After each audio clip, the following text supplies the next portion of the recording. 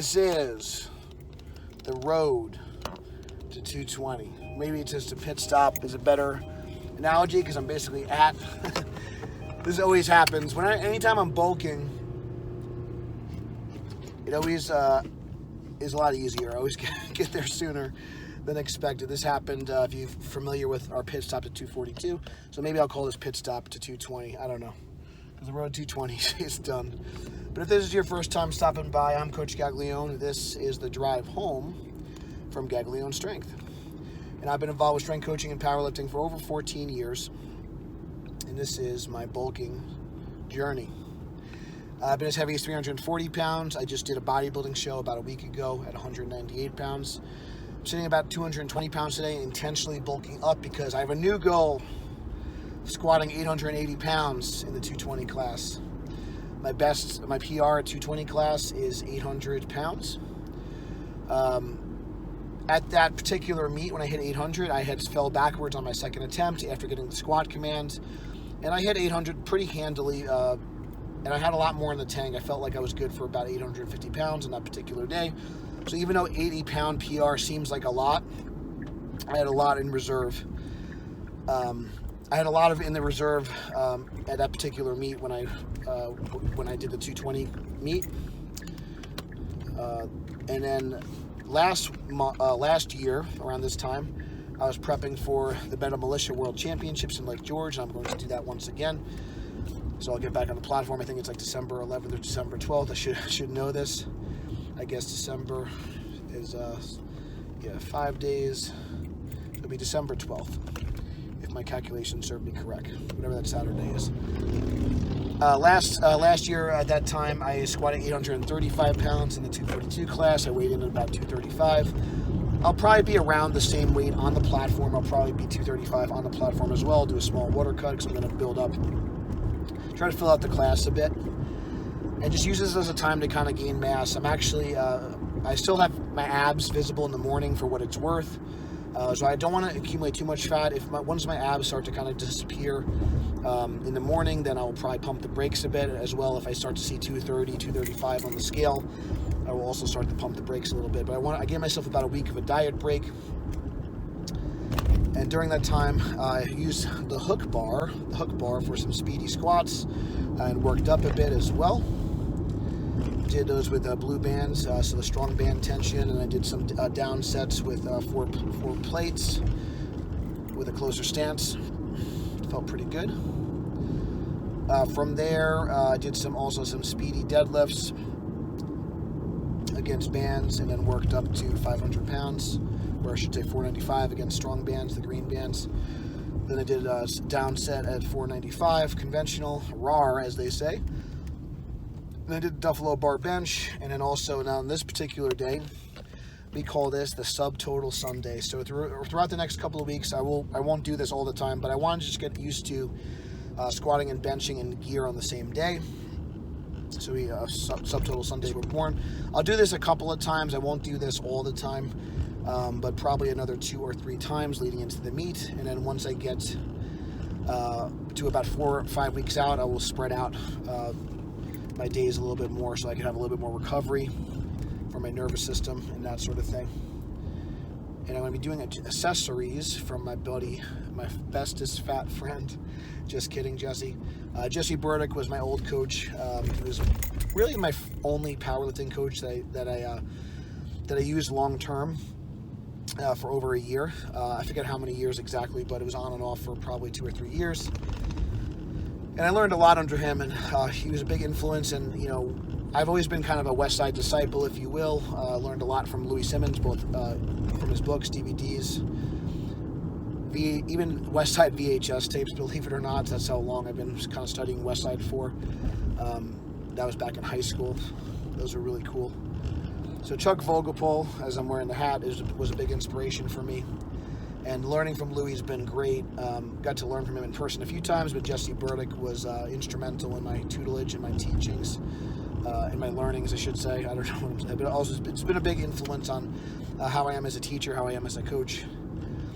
And I've utilized a lot of those principles even in my bodybuilding training. So I knew that he would program some pretty gnarly stuff for me that I wouldn't normally program. in terms of high rep upper back volume, in terms of single leg work, core work. This stuff I wouldn't normally do on my own, so that kind of, he's going to hold me accountable a little bit. So I have my own progression in terms of how I'm going to get ready for the meet, in terms of my primary exercises. I have a good idea from 14 years of competing on how I peak and what I need to do to get ready, but I wanted to also, I noticed my conditioning has been so much better from doing the bodybuilding work, and I knew that Jesse would be a good person to reach out to for some consulting to program my accessories for me.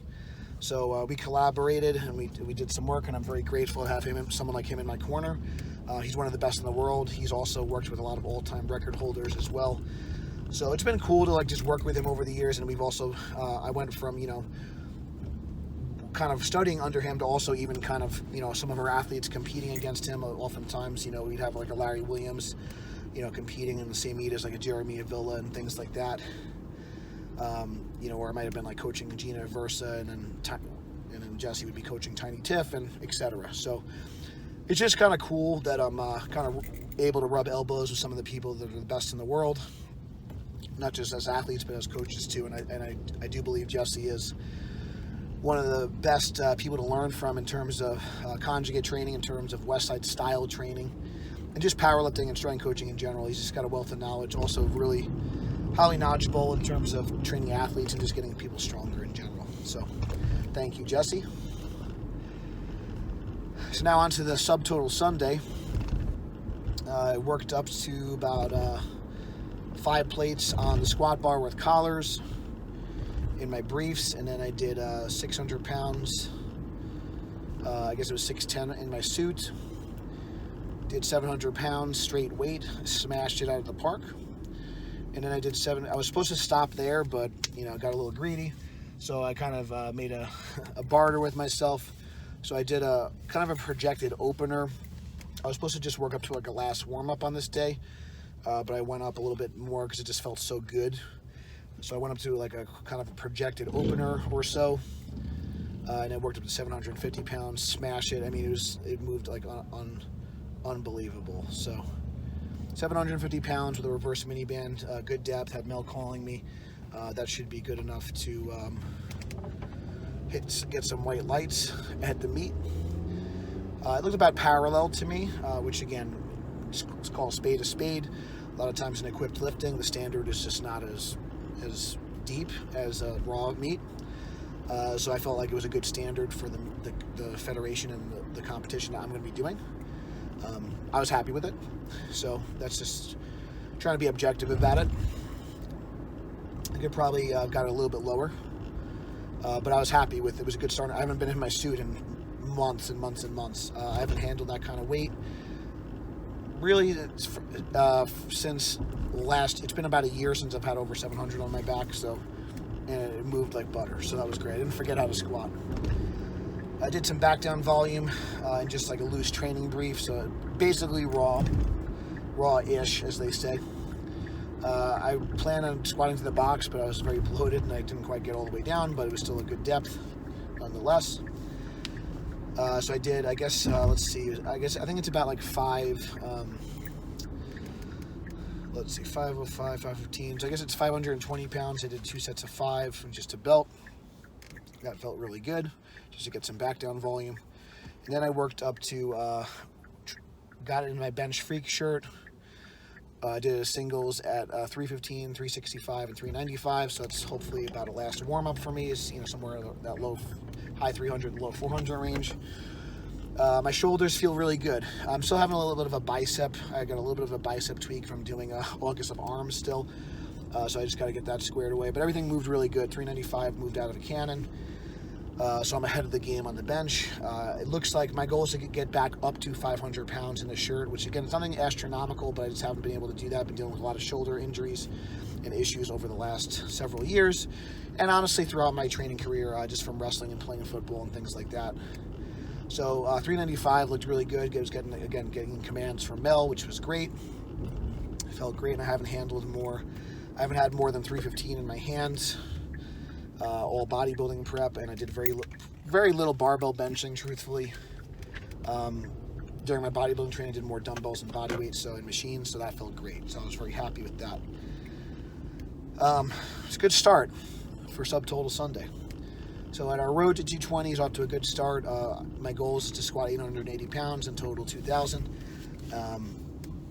And I'm well on my way, but I'm just having fun. You can see I was smiling, squatting and stuff. I'm just having fun, guys. This year has sucked. Let's just call it how it is. This year has sucked.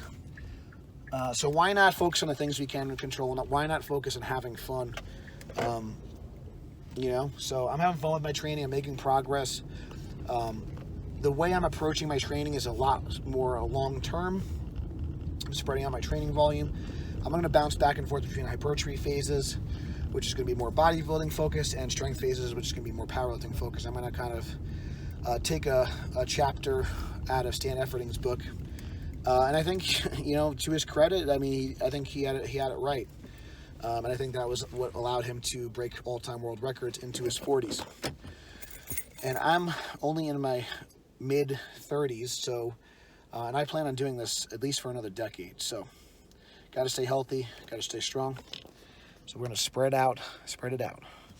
And you can see I'm growing the beard, getting fluffy, carbs are back in me.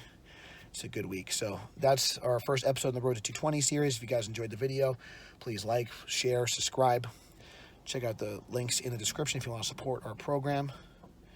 And remember, stay strong, and I'll see you soon. West Side out.